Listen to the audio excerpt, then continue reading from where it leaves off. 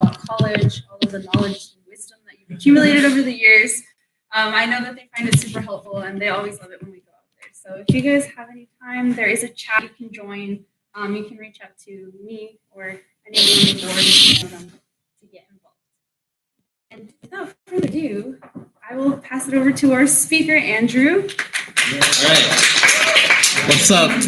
Let me make sure real quick that we're actually live. It's not just... Yeah, he's a YouTuber. Go in the other room and watch it instead if you want. Okay. Thanks, guys. Thanks for coming out. My name is Andrew Sanchez. I love to be a part of SHIP, and I love to connect with you guys. So y'all invited me to talk about grad school. And I'm going to start things off with an activity. So y'all going to have to get up. I'm serious. Stand up. You guys are going to be part of the live stream too. So all you have to do, it's really simple. Some of these. The counting doesn't start until everyone does it. Wait, I gotta take these. The counting doesn't start until everyone does it. Come on, do it! Oh, shit. He's showing us 10, 9, 8, 7, 6. I can't hear you. 5, 4, 3, 2, 1. Yeah. That's it. That's the activity. Okay, cool. Thanks for being part of the live stream. So, all right. So, like I said, my name is Andrew. I'm a first-year grad in UCR for grad school. But let me ask you why you guys are here. Like, why are you here today? Pizza. Good question. Good answer. That's it. Just pizza. To kind of hear about your experience in grad school. Okay. Experiences. Yes. Curious about PhD versus just a bachelor's. Okay. Kind of same with like how the differences between a bachelor's and like how it's like you know. Okay. Basically, just like how you got to where you are from like undergrad to graduate. Perfect. Yes. And Go then, ahead. how does being a grad student like affect your potential like work options afterwards? Okay. Anyone else? Yeah. What's your lifestyle like? Lifestyle. Okay. Broke like this. All right. I'm pretty sure I have slides for most of those. If not, we'll get to those. So now let me ask you why are you guys here in college? Or why are you here in SHIP? Why are you here studying? Why am I here in SHIP? Because I kind of seek you guys out ever since I transferred here. I'm in electrical engineering major, and I am Hispanic. So I figured this is a place where I should work. Absolutely. Absolutely. Brandon, why are you here? Why are you in college, man? Why are you spending all this time when you could DJ for a living, make way more money? So what keeps you going? Okay. More of a future in electrical engineering because I want to be the person that's taking away jobs from other people and building stuff. Okay. So I'm gonna be taking away those jobs. My job. So future security. Okay. Okay. Anyone else want to share why you guys studying? No one, because my mom told me to, and I got nothing else to do. No. Yeah. One. Any other answers? What are you guys here? All right. Thanks for the honesty. So after all of today, I know this is a grad school workshop, but grad school might not be for everyone. So I want you guys to really just take this as a take-home message. It's going to be about psychology. So psychology is really the thing that drives us to do everything. Literally from, you have dopamine. It tells you, hey, I'm hungry. Let's go eat. I'm tired. Let's go sleep. Hey, I have class right now. Let's go to class. Or, you know what? I'm really not feeling class today. I'm just going to charge up and stay in bed today. But remember, this is the underlying mechanism for why we do anything. So keep that in mind as to whether you want to go to grad school, whether you want to apply to a job, whether you want to teach for a living, you want to make music, you want to make an invention. We're going to be talking about all these kinds of things. And then grad school is going to be the underlying core foundation because this is what I'm currently doing. And what I want you to do is really take advantage of the opportunities you have today. So I heard the statistic. I don't know how verifiable it is, but something around 4-to-1 is the odds of you being alive. Basically, whether that's true or not, the point is you're more likely to be not alive than alive because, there's so many species, first of all. So first of all, you being human, first of all. Second of all, you being the opportunity to be in the United States, California. We have all these opportunities. Throughout history, there are millions of humans, right? There's millions and billions of humans. So you're lucky enough to make it past 18 because most people historically haven't lived past, 16, 17, 18 years old. So you just being in this moment, you have these huge advantages that we are taking advantage of. So just by you walking in this room, that's a great step. You being involved in SHIP, that's way more. That's like way past most people in the entire country because they don't go to college, whether they can't afford it or they don't take advantage of it. They don't take advantage of being in SHIP is free. So, you guys are seriously taking major advantage. SHIP is free. It's one of the only free orgs. So seriously, kudos to you guys for taking advantage of that first step and stepping into this room ever since that first day. And so the way I kind of see it, they say that grad school is where you learn how to learn. Okay, so in high school, usually you might figure out what you don't want to learn. Like, why are we learning English? I already know how to read or whatever. Undergrad, you're figuring out what you want to learn because you're investing 4 years of your life and potentially thousands of dollars. So you're investing in several opportunities that you have for the future. And at the end of the day, I heard most of you guys want to make money, so you want to work in industry. So that's kind of the underlying foundation for a lot of us. But there's a lot more to it than just that. Because there's so much. By going to grad school, you unlock all these things. Whether it's academia, I'm going for academia. I want to teach for a living. I want to be involved in education. I think it's completely wrong, and I want to do something to change that. At the same time, I'm really interested in research, innovation. Albert, you came at the perfect time, dude. What do you want to invent? Whatever I need to get the job done. Something, right? Entrepreneurship. So like I see you guys like just by walking in this room, you guys have the potential to become entrepreneurs, the first CEOs of your generation. If you want to be a patent agent, Einstein, before he was Einstein, well, he was always Einstein. Before he was known, he was working in the patent office, and they say that gave him his like first mobility as a scientist to kind of analyze certain engineering mechanisms. And then he developed, 1905, the 4 papers that led science to this day. Research, so whether it's in academia or Jessica, I know you're super interested in that kind of stuff, like all this kind of, we're in the cornerstone of just this explosion of technology. We're like in this next scientific revolution, especially Joe, like you talk about circuits and all this EE stuff like nonstop, because we're literally in this revolution of programming, circuitry, all this amazing stuff that basically we're kind of like the pioneers of this era. So I see you guys taking advantage of that. Public policy, raise your hand if you think that the government should pay more attention to science. Yeah, I agree. So who are they going to listen to? Someone with a high school degree versus someone with a PhD. They might listen to the PhD more. You want to say, hey, global warming is a thing. Or maybe your research says, hey, global warming is not that big of a deal at all. Law, there's actually a lot of people that have science degrees and PhDs, and they go into law because kind of similar, like whether it's public policy making, and then consulting. So rather than, if you're like one of those people that like to stay on their toes all the time, rather than working for a company, the company works for you. So they hire you for a project like, hey, we've been struggling with this for 3, 4, 5, 10 years. We can't figure it out. And we know that you're an engineer that can figure this out. So consulting. And then industry. So at the end of the day, yeah, grad school can take you to industry. And I'm not going to lie, you don't really need any of this. You don't need a PhD to do any of this. But really, you don't need an undergrad. You don't even need a high school degree. Like you guys hear all those like stories like, Bill Gates and all those people, like they didn't go to college and like they made it. They did it their own success story. But having these, the more of these you have, the more experiences you have, the more chances, I'm talking about motivation and statistics, the more chances you have of achieving any one of those things. So again, if you want to work for public policy, you don't really need to do research for 2 decades and like go talk to people. But if you have at least a bachelor's degree, that's more than enough to make a difference, really make a difference. Innovation, like so many people like Snapchat, like, you know, he sold it for what, $65 million, and he was like what, 23 years old, a couple of years older than us. Like, that's really, really killing the game. But grad school is one of these assets to give you the tools to kind of get your foot in the door.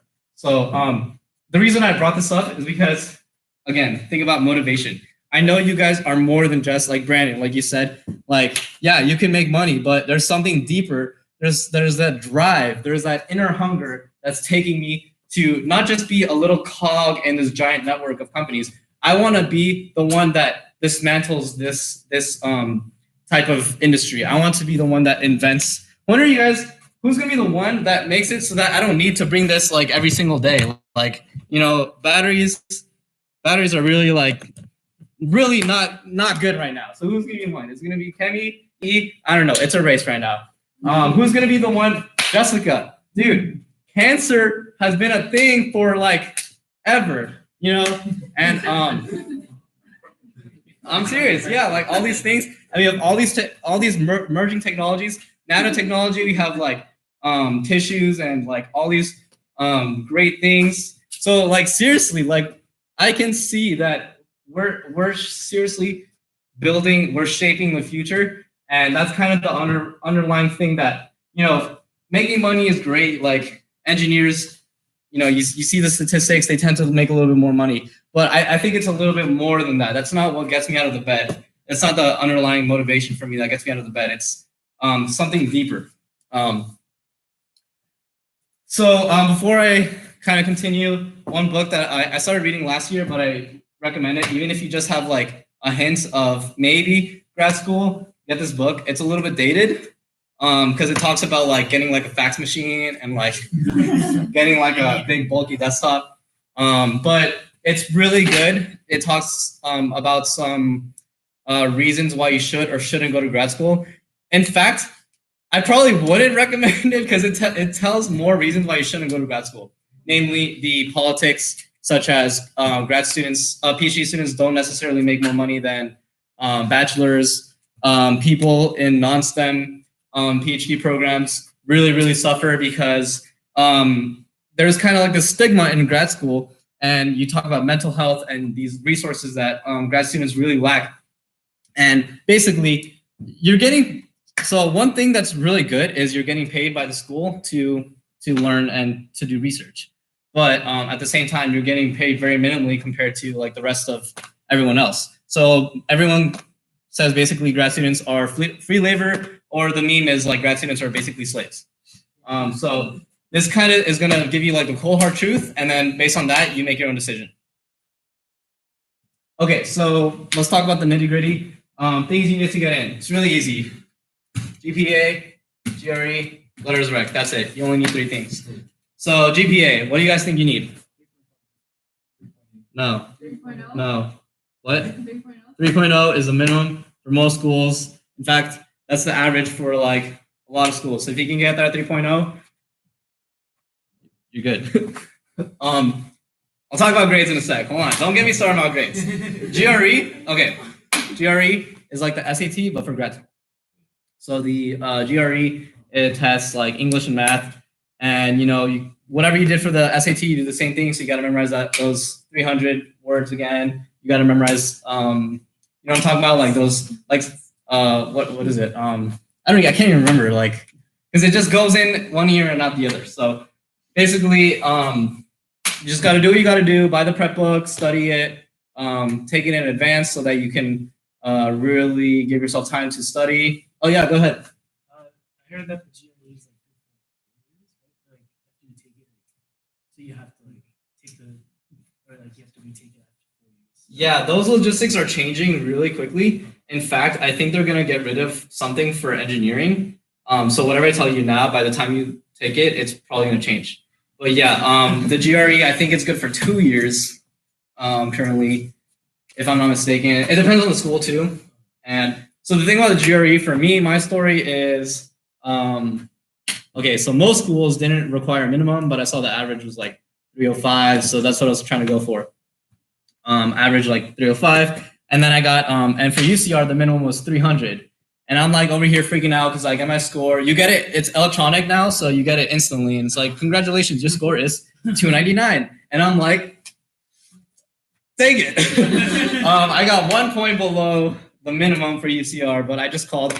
I just emailed Dr. Walker, who she's great. She's a great resource. Even though she's not here, raise your hand if you know Dr. Walker. Great. She's over at Drexel now. She's a great resource. She's super helpful for me applying. And so for the GRE, she's like, don't even worry about it. Like basically, I think the weight is very, very minimally stressed towards the GRE. So just do what you got to do. But if you don't meet the minimum, you have a disadvantage. But it's not necessarily the end all be all. I would focus on the other things. So letters of recommendation, that's one of the first key things I think is really important. So you need usually 2 or 3 letters of recommendation, and they should be either your bosses or professors. Try to stick to academia, so your professors. And it's great if you have like your Gen Chem, like, hey, I got an A in Chem 1B in 2015. Great, you and the other 5,000 of you guys. So if you have someone that's like teaching a lot of students, then they might write you one, but it's not going to have a core weight. So I did research for Professor Caseles for a couple of years, and I asked him, I did research in your group. I learned a lot. You were one of the first professors that really motivated me to apply to academia. It'd be great if we could meet in regards to writing a letter of recommendation.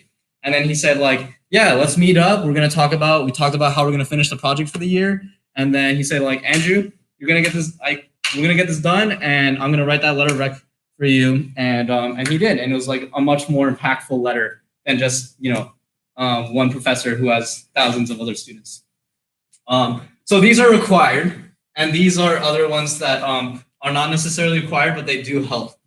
So experience, whether you're involved in undergrad research, again, it's not required, but it definitely shows if you're going to apply to a PhD program or MS, you're going to be doing some kind of research, right? So if you already have that kind of experience in undergrad, then it definitely shows that you're kind of ready for that. Project experience, like IEEE, AICE, all those kind of projects, your senior design projects, all those things that kind of get your foot in the door. They say you're trying to sell yourself, right? Trying to convince the grad school that, hey, I'm ready to take on my own leadership and my own responsibility for my own project. And then lastly, papers, conferences, and extracurriculars. So if you have a paper that's like a really, really, an academic paper, that's a really good asset. Again, it's not required, but again, that kind of shows the admissions, like, hey, this person's ready. Yeah. So who decides who gets into grad school? Is it like a board? Yes, there is a board of admissions, and it's usually a group of academics and professors that kind of decide based on, oh, this person took this class, they'd be good with my group. Because I've also heard that there's like if connection wise, like if you like know professor and like know you. And then, yeah, I'm getting to that. It's not what you know, it's who you know. Okay, I'll do that before I forget. So,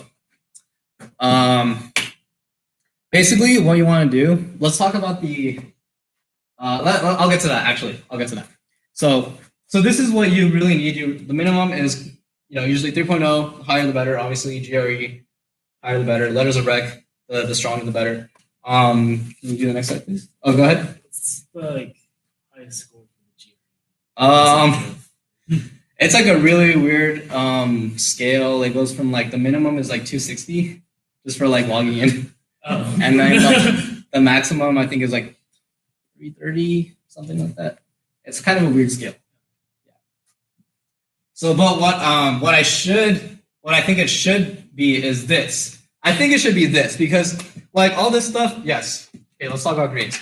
So the reason you're in school, right? The reason you're in like academics and the reason you take like Gen Chem, Bio, OChem, Physics, CS, like all those things, like all these engineering, all these science classes, they're fundamentally rooted in all those things. So when you see thermo, what do you see? You see like nonstop physics and calculus. When you see I don't know, like what's an engineering EE class that you see like nonstop physics? E&M.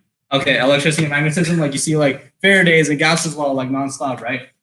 So yes, these things are important, but what do you see in grad school? Like, yeah, maybe you need some equation. Like, I had to go back to my way like freshman year Gen Chem, like for like Arrhenius equation and all that stuff. Yeah, but all I need is just that one little equation. But what I'm trying to get is like all this stuff, this is what really, really matters because this is your actual true experience. And you guys, everyone in this room has what? Say it.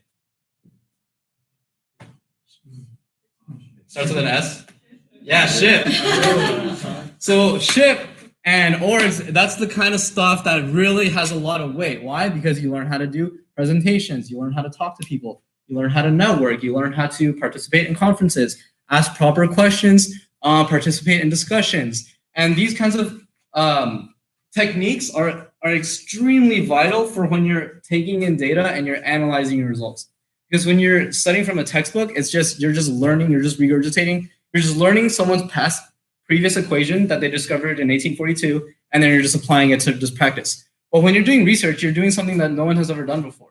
And what do you do in SHIP? You're talking to people, you're on your toes all the time, like, hey, let's get the pizza. Hey, let's discuss how this thing went. So I honestly think that SHIP is so extremely correlated with research because you're being a leader. And in school, no one teaches you how to be a leader. You have to teach yourself, and you do that through SHIP. So honestly, I think above all, that's like the most core type of vital thing because you can learn all of these things from books. No one's gonna learn everything they need for grad school. So you can learn all these things basically like during grad school. Like a lot of the times, a lot of science people, when they enter engineering programs, they have to teach themselves to code. But they have that kind of like foundation, that background of like, hey, I was able to learn this, and like that really gives a huge advantage. Yeah, go ahead. So the to-do list, basically, I was gonna do a timeline, but it's really different for everyone, and it's up to you. So think about the motivation. If you're really motivated to do it by yourself, then go ahead and do it by yourself. Study for the GRE like tomorrow if you want. I'm not gonna stop you, but really based on what the main requirements are, you got to focus on the grades because that's like the number one. It's just one number that just instantly tells them like, okay, they're good, they're not so good. Unfortunately, I don't think grades are a really good measure. So focus on grades, get them up if you can. If not, try to focus on like certain classes and learn how to tailor your essays because there's also essays for the application. Experience. So again, like I said, like these things are the things that actually teach you things that you're not going to necessarily learn in class. Besides like projects and stuff and working with other people. How do you talk to people? How are you going to work with someone for 5 years? Like when you don't even trust them. So you have to like learn how to get past that and be mature enough to identify those types of relationships with other colleagues and your PI. Skills like programming and everything, dude, like that's skyrocketing like crazy. You guys already know that. Even I haven't seen it too much, but I saw it a little bit. If you know like construction or like how to build like a little like light box or something, like a little something like that, some kind of like hands-on type of thing, that's like pretty good too. Public speaking, because like I said, you're gonna do the research, but you have to sell yourself too. Study for the GRE. I mean, I can't say anything, just study. You buy the book, you do the practice test, and practice makes perfect. Okay, so professors, remember, it's not what you know. So for most schools, the requirement is you just apply, and then they have their pool selection of who gets to get in, and then they do the first round, second round, third round. But I highly recommend you contact professors. So the way you apply is you go online and you say, think about what kind of research you're interested in, and then look at the professors and say, hey, this kind of aligns with my goals, this kind of aligns with my ideas. And then you contact them.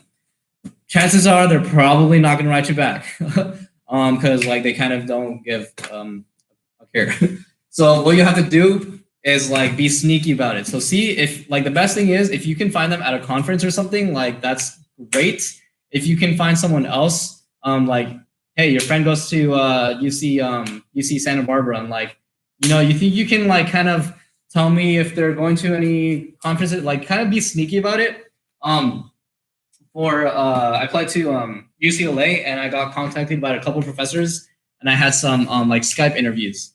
And like that's your chance to, when you have an interview, that's your chance to really shine and really show these people that you're capable of joining the group.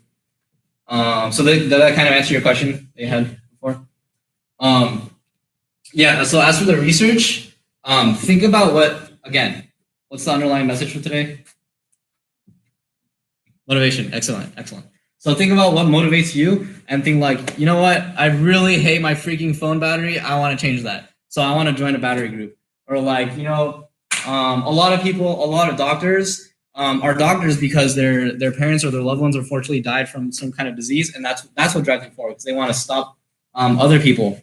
And so now we're going to be talking about applying. This is a super complicated process. Next slide, please. So the first step is you go on Google, and then second step you click apply, and that's pretty much it. Just do it. Like I don't know what else to say. Like it's really not that bad. Like okay, you want to see a real quick demo?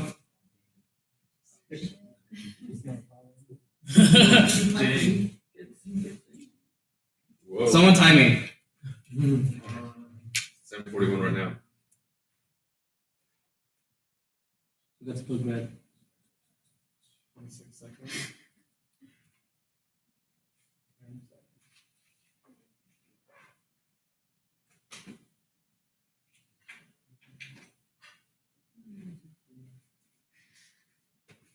How long was that? 1 minute. 13 seconds. 18.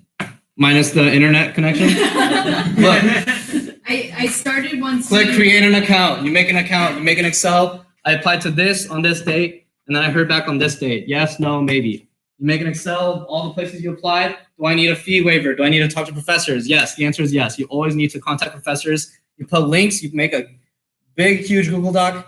You do all this. I can show you that if you want. What I did, but seriously, everything you learn in SHIP, I'm telling you. What are those? What are they called? The minutes. It's the same thing as minutes when you do in SHIP. You just literally like, okay, today I did this, and I applied to that. Timeline. You make a timeline. You guys have whiteboards. Today is spring. What are you guys? Juniors, sophomores? Yeah. So today is spring sophomore year. This year I'm going to focus on grades. This quarter I'm going to focus on research. This is when I'm going to start studying for the GRE, and this is when I apply. Like it cannot be any simpler. Like right. I'm trying to convince you, like, don't be scared of clicking that button. It's not scary. It took me so long to click that button. Oh my gosh. I finished my application for UCR. Like, it was due on December 15th, and I finished it on December 14th. And, like, it took me, like, 18 hours just, like, staring, like, don't click that button. Don't click that button. And, like, I changed, like, maybe a couple sentences in, like, 18 hours, but I might as well have just submitted 18 hours, and then I clicked enter. So like procrastination is gonna like it's gonna hurt, but just trick your brain into thinking this is good. Yeah. Yes, I forgot to put that on list. There's essays usually. So there's 2 or 3. The first one is your personal statement. So raise your hand if you're in SHIP. So like everyone. Okay. So you guys are in SHIP. Why did you join SHIP? What motivates you? What gets you out of the bed? Is it because you're sacrificing, you're investing your time as a young student so that you can let your parents see the fruit of your success? Do you want to start your own company? Do you want to see, I really need to go to grad school because I have this vision. I see less people struggling with academics, and I need to be in grad school. And if you invite me to your school, I'm going to make this happen. I'm going to make this change. Why do you want to do research? So let's say you're motivated by, for me, I'm really interested in merging nanotechnology with environmental mitigation issues. So now what am I doing? I put on my application, like I worked on batteries and I worked on membranes for water filtration. And now I'm studying, for my research, I'm studying basically different types of systems. I can get into that if you want, but the project I'm working on right now is using UV, which uses in a UV reactor, so chemical engineering principles to treat water. So basically, merging my undergrad training with what I'm truly like passionate about. So I'm not truly passionate about like making like saponification and like heat transfer and all those classes you take. I'm truly interested in using what I learned in undergrad to kind of solve these types of issues. So first one is personal statement. What gets you out of bed in the morning? Second one is what's going to get you in the lab in the morning, basically. Thank you. So more questions about that? About the application? Yeah. What did you decide to apply? How long before? When did I decide to apply? Okay. So my spiel with that is, not gonna lie, familiar pressure was a part of it. My mom always wanted me to like go. Like undergrad is not enough. There's another book that I'm gonna start reading called PhD is not enough. So what's past that? So not gonna lie, that was part of it. So entering undergrad, I was 25% grad school, 75% industry. Then as years went on, I was 50-50. And then the night before the GRE, I was like, you know what, let's just do this grad school thing. And then I started studying for the GRE the night before. So that's probably why I didn't get the minimum score. But then I retook it and then I made up for it anyway. Yes. So is it like a testing site?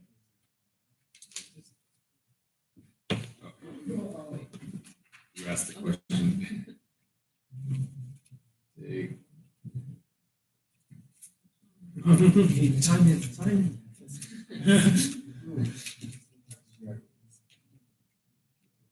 Centers. Oh, no.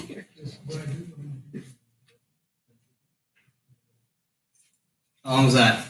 10 seconds. So everything, all those logistics you need to know. There's one like 20 minutes from here. You sign up, you pick your date, you get a good breakfast. Same thing as SAT, same thing as any final. Does that answer your question? They're close by. They're like everywhere. Because a lot of people want to go to grad school. But yeah. So what was I saying? So you asked, when did I decide? So being involved with undergrad research, that was like definitely one of the key things that like made me say like, hey, this is pretty cool. And being in grad school now, it's like, wow, I wish I knew this exactly 4 or 5 years ago, because basically, at least the first year, I mean, it's starting to change now a little bit. But basically, I'm doing a lot of things I did in undergrad, but I'm getting paid for it. So I'm getting paid to learn and nerd out. So what I like to do for fun is like, I like to like read books and make videos about those books. So I have like a YouTube channel on engineering. And then I'm like, oh, here's this equation. And then I read a book on that equation. And then I make a video on that equation. So now I get to do the same thing, but now I get paid for it. So yeah, it's pretty much like a golden ticket for me. For the research specifically, the main point isn't academics. The research is the main thing. So when I was involved in a couple of research labs, and it was like, oh, you got to like travel, you got to like talk to people, like, hey, that's what I like to do. And then that's when I finally decided. Any other questions like that? Good questions. You get paid to do the PhD, right? Right. If you went for just master's, Exactly. Masters, you pay the school. PhD, you get paid by the school. Mm-hmm. So, I heard for like what some people do is they apply for PhD and then at the last minute they drop down and just get their master's. yeah, for free. Yeah. That's risky. I wouldn't recommend doing that. People do that. Not a lot of times, not even intentionally. A lot of times it's just logistics, like the school can only pay for 1 year, things like that. I don't recommend applying for a PhD when you secretly just want a free master's. I don't recommend that. If you want to do that, that's risky. That's on you. So yeah, next slide, please. So one thing that like is a common question is basically like, how tough is it? So this is kind of how I see it. So like the x-axis is the time, and this is my scale. So let's say the scale for high school is like a 2. For me, the jump from high school to college was like a huge jump. So like this delta is like a huge delta. And like sophomore year, it got more difficult, yes, but it was like I was already kind of getting used to it. And then junior year, yes, as you can tell, the junior year so far is the highest cap. But the delta between sophomore year and junior year is like super small. And as you can see, like, it goes on.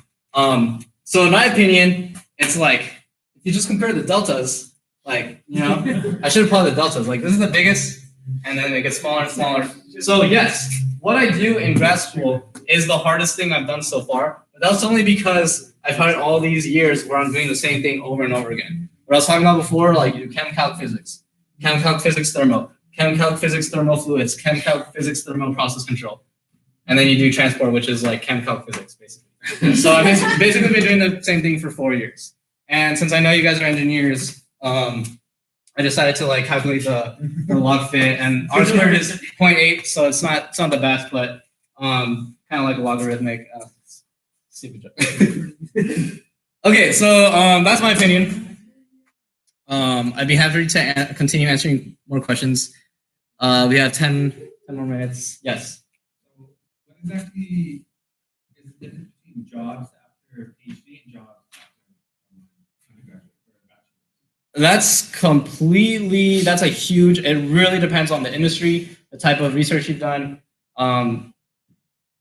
like who you network with. It's completely, sometimes the PhD gets you only a couple thousand more dollars than a bachelor's. Sometimes it gets you twice as much. It really extremely depends on like what you do during the program. Because what's that saying for undergrad? College is what you make of it, right? If you're like going to class and like you fly by 3.0, but you spend all your day playing video games, then college is what you make of it. Or if you like work really hard, you're in the library all day, you're in ship, you work out, you like to talk to people, you like to go to conferences, you're gonna really milk your experience. Same thing with grad school, like depending on how many projects you do, how many papers you write, how many conferences you go to, seriously depends on like what you do. So again, underlying message for today. What is the underlying message? Motivation. So however motivated you are, if you don't care about research and you just kind of fly by and maybe write a couple papers, then that's kind of what you're going to get out of it. But if you're going to really put in a lot of effort, you really want to make a difference, you want to start a company, you want to develop this new chemical process, or I don't know what you guys do in like EE, like materials and like all this crazy stuff. That kind of stuff. Did that kind of answer? I know you want numbers. Internet. I think I have a couple more slides. Go ahead. Can you like run through a Day in the life? day in the life of a grad student? So in undergrad, it was like I go to class and then, get lunch, go to research for a couple hours and go to class and then get dinner. And then, all right, whatever. It's a big dinner. So basically class was 75% and research was 25%. Now research is 75% and class is 25%-ish. And that's only because I'm on first year. Starting in June, I'm going to be done with classes and it's going to be lab all day, every day, basically. Yeah. So could you take more classes that on things that you're interested in? Yes and no. Like I can't like take a dance class because it's kind of the logistics. So the school is paying for me to like learn stuff they're investing in me.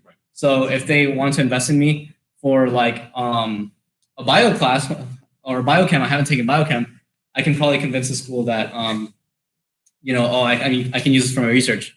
But you have to convince the school like, why are you signing up for this dance class? You're gonna get questioned for it. So probably not.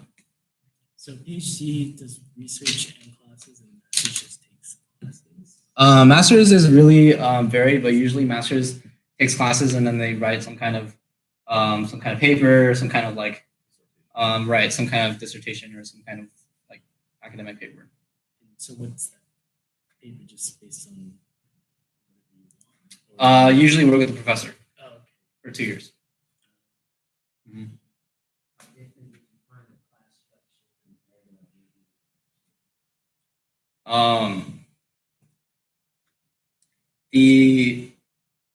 The stuff I learned has been the same for 4 years.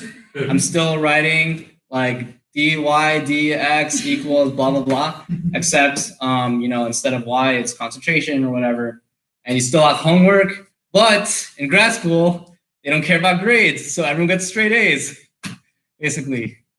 So all you do is like, yes, the stuff is harder. Like what I put, as you can see, it was harder because you're going more in depth. You need to pull like some more. You do more derivations. You have to see like more like, oh, remember that equation? Yeah, here's like 5 pages of where that comes from, and it's from some random physics or some advanced math book. And like, so it gets more like rigorous to see the derivation, but you're building upon those fundamentals and like you're combining everything at once. So sorry if I'm leaving y'all non-chemies out there, but basically in fluids you do like just fluids and you do one at a time, and then you do the mass transfer, and then you do the heat transfer. But in transport you do it all at the same time. So you do your mass balance, your energy balance, your kinetics, you do all that kind of stuff all at the same time, and plus you do it all in Matlab. So it's like literally like taking all my classes all at the same time. What's my next?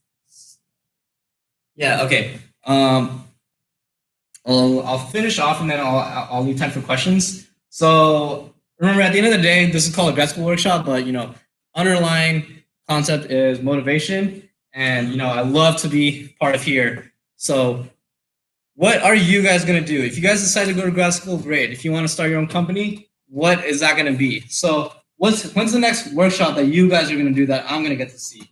When will I get to see your investment that you're investing, and your parents are investing in you and trying to see your future, and they want to see you get past not just undergrad, not just taking classes, but really making a difference and seeing yourself really grow in this world, changing society, making your own app, making your own invention, starting a company, saving lives. Raise your hand if you want to be a doctor or something along that, save lives. Jessica, one-ish. Yeah, like, dude, even in like engineering, even in electrical engineering, you can make like devices to like save lives. Or maybe that's not what motivates you. Maybe you want to like do something that makes transportation easier. Like when you guys, I don't know, are you guys gonna make the AI that lets us like not sit through traffic, and like the AI is gonna take us, like you guys are the future, and the school is gonna invest in you. So I want to see that workshop when you guys explain what kind of invention you guys did. And that being said, continue answering your questions, but yeah, go ahead.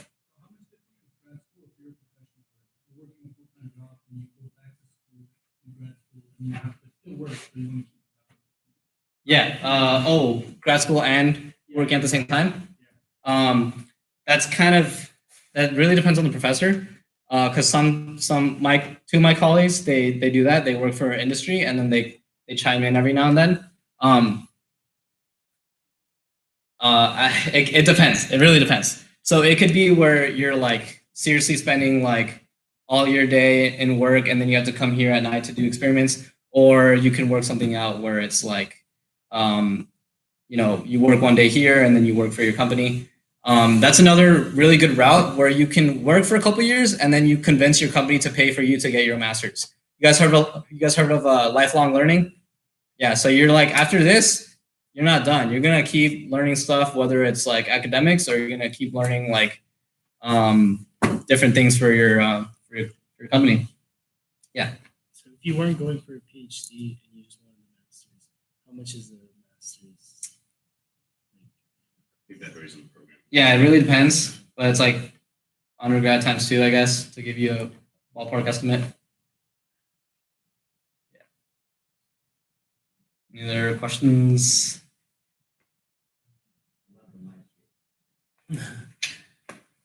Yes. What motivates me? Great way to end it. Okay. When I was a little boy, basically, nature versus nurture. I don't know if I have this kind of thing in my DNA that says like, hey, let's learn about science today. But basically, growing up, I would always ask my mom and dad a lot of questions. And I have this story where my mom bought me my first book. It's called the Handy Science Answer Book. And whenever I was like, Mom, why is the sky like over there? It's kind of like cloudy and over there, and then like, here's this book, and then I read this whole chapter on like the atmosphere, and it's like, oh, the air has CO2, and then I learned about chemistry and atoms, and I'm like, whoa, this is like 4th grade. When I first learned about atoms, that like blew my mind. I was like, what the heck? What kind of world are we living in? And I really loved math, so like I was just like super into math. That was my favorite subject until like high school. Then I started really like math and science, not for me. Maybe I'll do music. So in high school for 3 years, I wanted to be a musician, but I still low-key like science and math because like I thought it was pretty cool, like space and stuff. We still don't know. After thousands of years, we developed all these equations and everything, and we still don't know what the heck is stuff like, yeah, we figured out we're made of atoms, but then you go deeper, like then there's quarks and strings, and we still don't know any of that. And we still don't know what caused the beginning. Yeah, it's the Big Bang, but what was before that? So we still don't know anything after thousands of years. So that kind of stuff motivates me scientifically.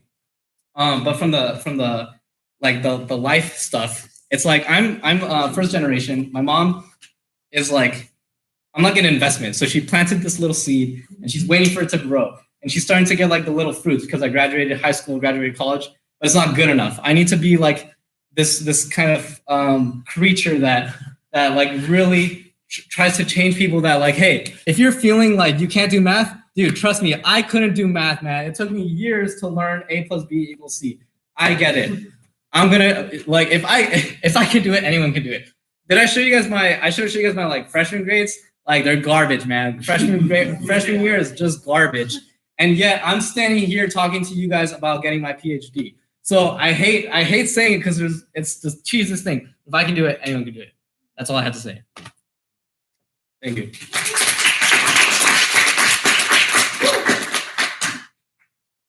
Cool. All right, and thanks for watching the live stream. I did not read anyone. Joel commented, thanks.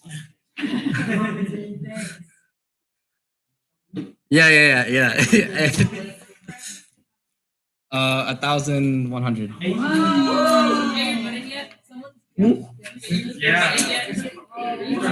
No, not yet.